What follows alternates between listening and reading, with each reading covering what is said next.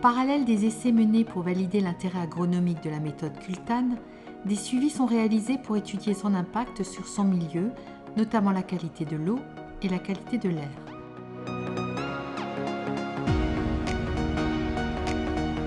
Ici, on est en présence de la dernière version de l'outil d'injection développé dans le cadre du projet Innovar, donc pour appliquer la méthode Kultan avec des engrais solides.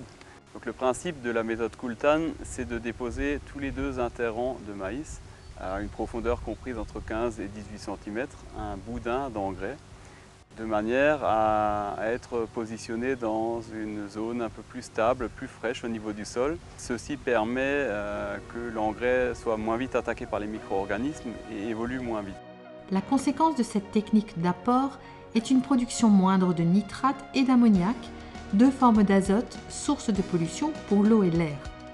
Afin d'étudier les impacts sur la qualité de l'eau, une parcelle a été instrumentée avec des bougies poreuses. Donc nous sommes ici sur la parcelle de Schirheim. C'est une parcelle avec des sables, comme sol très sableux, donc très filtrant, où on a instrumenté en bougies poreuses.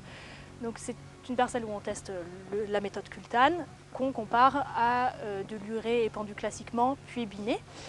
On a ainsi 2 jeux de bougies poreuses sous chacune des modalités. Donc ces bougies poreuses, en fait, ce sont des tubes en céramique qui sont enfoncés à 1 mètre de profondeur. Et là, ce qu'on voit ici, c'est vraiment la sortie de ces tubes.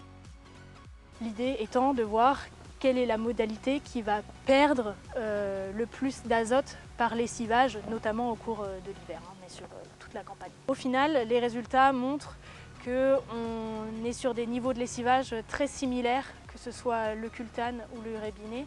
L'année dernière, il y avait une légère tendance à dire que le Kultan permettrait peut-être de limiter un peu les pertes par lessivage, mais c'est en fait pas du tout confirmé cette année. Et lors du précédent projet INDE qui avait été fait, c'est aussi ce qui avait été montré pour des doses équivalentes en Kultan ou en urée binée. On est au final sur une quantité de lessivage qui est équivalente. Pour la qualité de l'air, la même parcelle fait l'objet d'un suivi des émissions d'ammoniac mise en œuvre par Atmo Grand Est. Atmo Grand Est est partenaire du projet Innovar. On a été sollicité afin d'évaluer l'impact sur la qualité de l'air de l'usage de nouvelles techniques d'apport d'engrais azotés en comparaison de techniques plus classiques. Si en hiver, les pollutions de l'air sont liées à des phénomènes de combustion, d'autres phénomènes entrent en jeu au printemps et en été, avec la formation de particules dites secondaires. Alors c'est des particules qui ne sont pas émises directement dans l'atmosphère par une source de pollution, mais qui résultent en fait de la combinaison de différents polluants. Donc il y a une part importante de ces particules fines qui est composée de nitrate d'ammonium et qui est formée à partir d'ammoniac, émise principalement par l'activité agricole, notamment pendant les épandages d'engrais azotés, avec l'acide nitrique qui provient essentiellement du trafic routier. Donc c'est la compréhension en fait de la formation de cet ammoniac qui va nous permettre de comprendre les contributions du secteur agricole à ces épisodes de pollution. Donc le dispositif 2020 en fait il consiste à instrumenter toutes les 24 heures un système passif sur les 8 premiers jours après l'apport d'engrais azotés, puis de revenir au 15e, au 20e et au 30e jour pour voir l'atténuation des concentrations dans le temps. Ce qui ressort de nos premiers résultats, c'est qu'on observe systématiquement une augmentation des concentrations en ammoniac dans les premiers jours après l'apport d'engrais azotés. Alors le pic de concentration est observé entre le 3e et le 5e jour.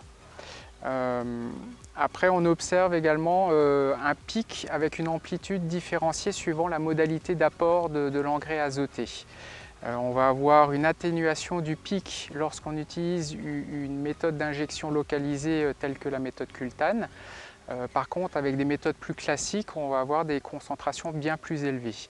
Et donc on a pu mesurer une baisse de concentration entre une méthode Kultan et une méthode classique de l'ordre de 80 à 90% par rapport à un urée solide en surface et de l'ordre de 75% par rapport à un urée solide dispersé puis biné.